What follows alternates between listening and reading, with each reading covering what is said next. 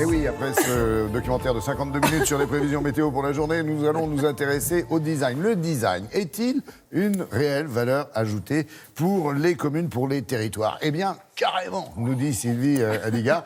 Exemple à Toulon, hier. Exactement. Alors ça, c'est un sujet qui Tout à me fait, tient. on dit. Tout à fait, Laurent. Ouais, c'est mieux. Exactement. Là, c'est un sujet qui me tient à cœur, mais alors, vous ne pouvez pas imaginer. Ben oui, parce que c'est hyper important, parce que le design d'ailleurs, c'est un mot poubelle. Ça veut rien dire quand on le définit. On est tout de suite sur deux poignées. On est tout de suite sur un style, un meuble, etc. Or, le design, ce n'est pas ça. Le design, c'est une discipline. Et en l'occurrence, cette discipline, elle est hyper importante dans notre quotidien. Alors, effectivement, elle est importante parce qu'un bon designer qui a dessiné un siège correctement, ben, on est bien dedans. La ville qui se construit... Apparemment, elle n'aime pas celui sur lequel elle est assise. J'ai entendu un bruit. Celui-là, il n'est pas évident. On va donner ça à faire... Arrêtez, j'ai déjà la crève, alors si vous me faites rire en plus... On va donner ça à faire à nos copains designers. Donc, design, valeur ajoutée du territoire, vous le disiez, Laurent, et tout à fait, Sylvie. Dans le Var, Toulon et hier, c'est vraiment l'exemple à suivre. Alors, Jean-Pierre Blanc crée le festival Design Parade il y a 14 ans à peu près. Avant ça, il œuvre autour de la mode, de la photographie, de l'architecture. Design Parade, c'est un succès. Ça veut dire qu'il y a des jeunes qui viennent. Ça veut dire qu'il y a des designers confirmés. Ça veut dire qu'il y a des architectes du monde entier. Ça veut dire que, du coup, ça fait bouger le territoire déjà. Ça veut dire qu'il reprend aussi la Villa Noailles, qui est un trésor architectural Mallet Stevens, qu'il en fait un centre d'art, que c'est rénové, que ce sont des expositions gratuites, que depuis quelques années, il y a d'autres choses qui se passent. Bref, c'est réussi, ça marche. Regardez. Le design moteur d'un territoire, oui, les villes de hier et de Toulon en sont la preuve. Chaque année, elles deviennent les capitales du design et de la décoration intérieure de juin à septembre grâce au Festival international Design Parade. Tout a commencé à la Villa Noailles de hier où un centre d'art a vu le jour.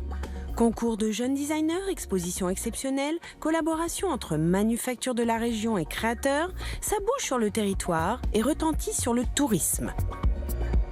Quand il s'est agi de créer l'hôtel, enfin de refaire l'hôtel, on s'est dit que ce serait une bonne idée de faire appel à la Villa Noailles et à son directeur, Jean-Pierre Blanc, pour lui demander de nous aider à trouver des designers pour les chambres. Leur idée demandait non pas à 1, mais à 14 designers jeunes ou confirmés de réaliser chacun une chambre. Ça a permis aussi à la municipalité de toujours essayer d'améliorer les abords de l'aéroport, l'ensemble des voies de circulation. Donc ça apporte le mobilier urbain à changer et les gens ont envie de faire progresser les choses et d'améliorer l'ordinaire. Cette émulation créative pousse la transformation de la ville de Toulon également. Le Centre Pompidou crée une installation éphémère des collections design au Cercle Naval, mise en scène par India Madhavi. L'école d'architecture intérieure parisienne Camondo installe une antenne dans la ville. L'ancien évêché, totalement rénové, accueille aujourd'hui le concours des jeunes architectes d'intérieur. Territoire élargi, puisque grâce au centre d'art, les manufactures locales ont travaillé avec des jeunes designers. Une dynamique de territoire qui s'est installée entre le festival, la métropole, la ville et des entreprises. Et ça n'a pas de prix. Je pense qu'il est intéressant, c'est qu'on met un éclairage sur des savoir-faire qui étaient soit oubliés, soit en difficulté. Et on a vu que ça produisait des effets.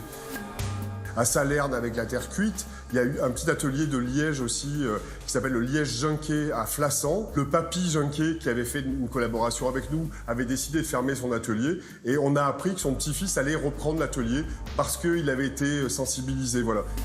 Ça fait un assemblage d'idées, d'énergie, d'envie localement qui donne un éclairage très spécifique sur le design à Hyères et à Toulon en s'accrochant sur l'histoire et les savoir-faire.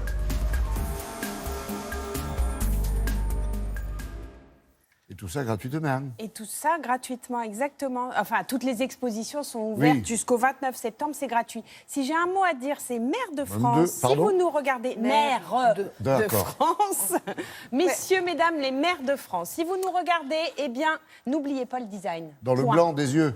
Dans le blanc des yeux, oui. Avec Jean-Pierre Blanc comme exemple. Bravo, Jean-Pierre. C'est tout. Oui. Vous voulez que je dise autre chose? Moi, je veux bien. Hein. Elle balance ce matin. C'était super. Elle interpelle. C'était bien ce qu'elle a fait. Magnifique. Voilà. Merci. Merci Sylvie.